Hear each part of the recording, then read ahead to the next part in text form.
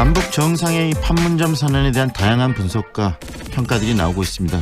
오늘은 이 통일헌법 전문가이시죠, 김하중 변호사 스튜디오에 직접 나오셨는데 함께 이번에 나온 그런 판문점 선언에 대한 이야기를 통일헌법적 관점에서 한번 짚어보겠습니다. 안녕하세요. 안녕하세요. 이 판문점 선언을 지켜보신 소감이랄까 좀 총평부터 이야기를 해 주시겠습니까? 네, 모든 국민들이 하셨겠지만 저도 개인적으로 매우 감동적으로 지켜봤습니다. 정말로 하나의 드라마를 보는 것 같은 그런 극적인 감동을 느꼈는데요. 핵전쟁의 시계바늘이 우리 한반도의 검은 먹구름을 이렇게 몰고 오는 듯한 그런 위기의 시점에서 남북 정상이 만나서 단번에 이런 폭발을 향해서 진행하고 있는 그런 시계침을 제거하는 듯한 그런 엄청난 민족의 어떤 불행을 막는 큰 일을 해내셨다고 그렇게 총평하고 싶습니다. 어떤 극적인 드라마보다도 더 극적인 상황이 아니었는가 싶은데요. 또 이런 과정들을 보면서 많은 국민들이 눈물을 흘리시는 분들도 계시더라고요. 그래서. 이 판문점 선언이 갖는 그런 역사적 의미, 그리고 또 종전에 있었던 6.15 또는 14 공동선언과의 다른 점은 어떤 건지도 이야기를 좀 해 주시겠습니까? 네. 그동안의 남북 정상회담은 이번이 처음이 아니라 벌써 3번 있었습니다. 김대중 대통령께서 북한에 넘어가셔서 김정일 국방위원장을 만난 것을 시작으로 해서 노무현 대통령께서도 또 김정일 위원장을 만났습니다. 그리고 이번에 3번째로 노무현 대통령, 문재인 대통령께서 김정은 만났는데요. 김정은 지도자는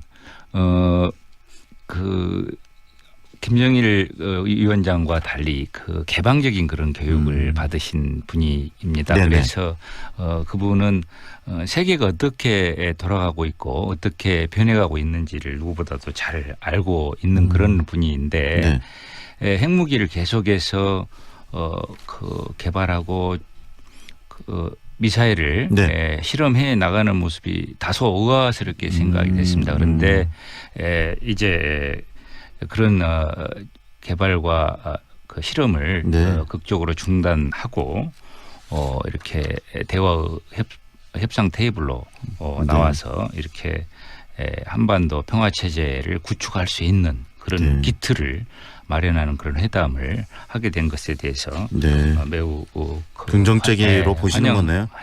환영할 만한 일이고요. 이게 이제 곧 북미 회담으로 이어져서 결실을 거둘 수 있다라는 기대를 갖게 한 점이 무엇보다도 큰 역사적 의미를 갖는다고 그렇게 평가하고 싶습니다. 혹시 변호사님 보시면서 지금 이런 평가들 긍정적인 평가들이 많이 나오고 있는데 일부 야당에서는 굉장히 또 부정적인 평가를 하고 있어요. 특히 자유한국당 제1야당인 자유한국당의 홍준표 대표는 상당히 부정적인 발언들을 많이 하시던데 그런 모습을 보면서는 또 어떤 생각이 좀 드셨어요?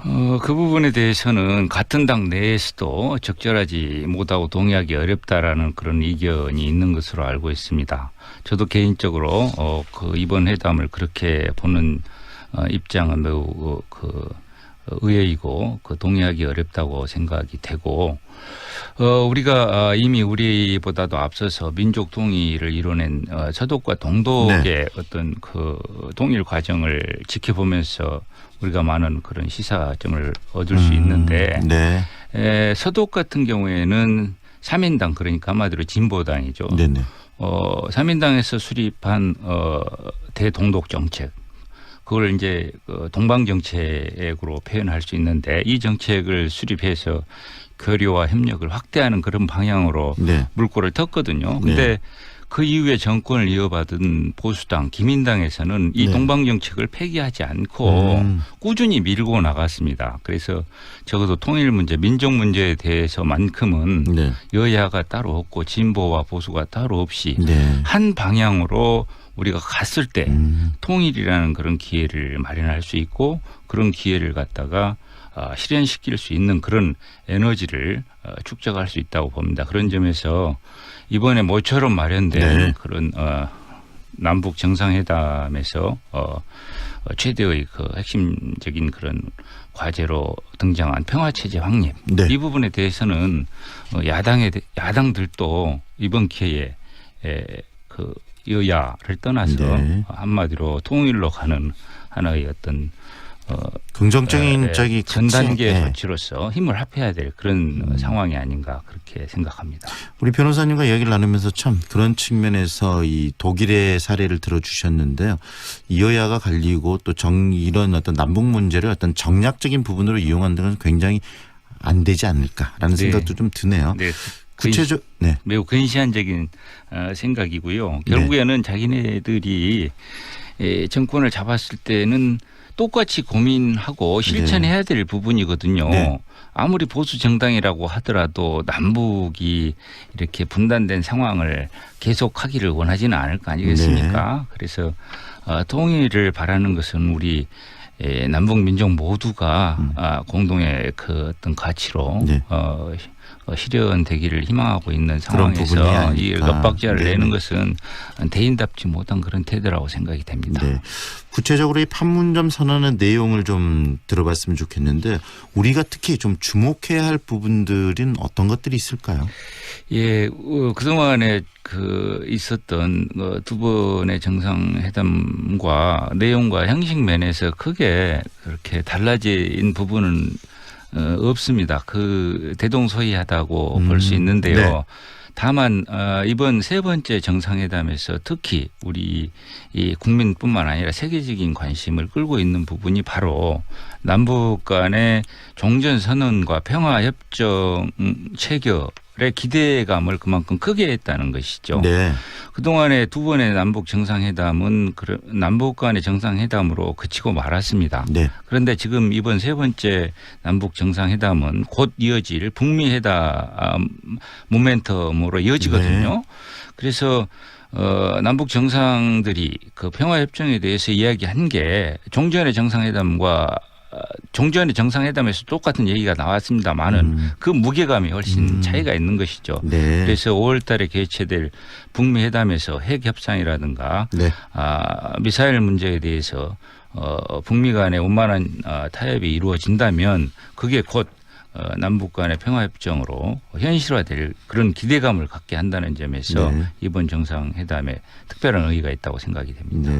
그러면 판문점 선언을 구체적으로 실천해 나가는 데 있어서 좀 국제적인 장애 요인은 없는지 이 부분도 좀 점검해 볼 필요가 있지 않을까요? 예, 남북 간의 정상들이 많은 합의를 했습니다. 그래서 그 부분은 좀 두 가지로 나눠 봐야 될 것 같은데요. 현재 지금 북한에 대해서는 핵실험으로 인해서 국제적인 그런 제재의 상태에 있지 않습니까? 네.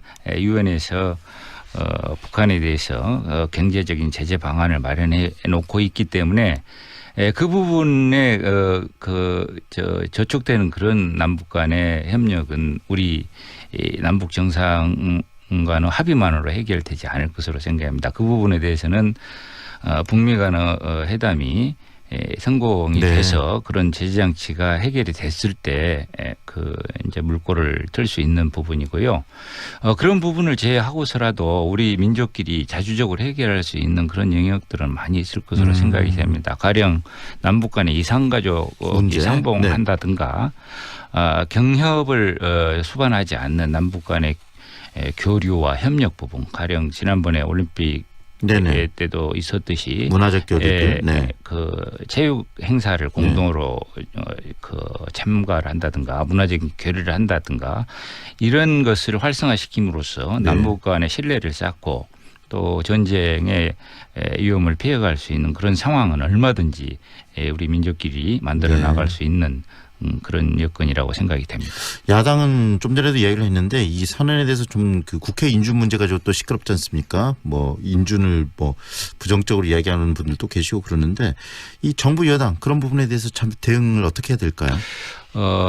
그 국회 남북 간의 합의에 대해서 국회의 인준 문제는 이번 정상회담에서만 나온 문제가 아니고 일찍이 제기됐던 문제입니다. 그래서 이런 문제 제기를 남북 관계 발전에 관한 법률에서 이미 그 예상하고 그 장치를 마련해 뒀습니다. 네.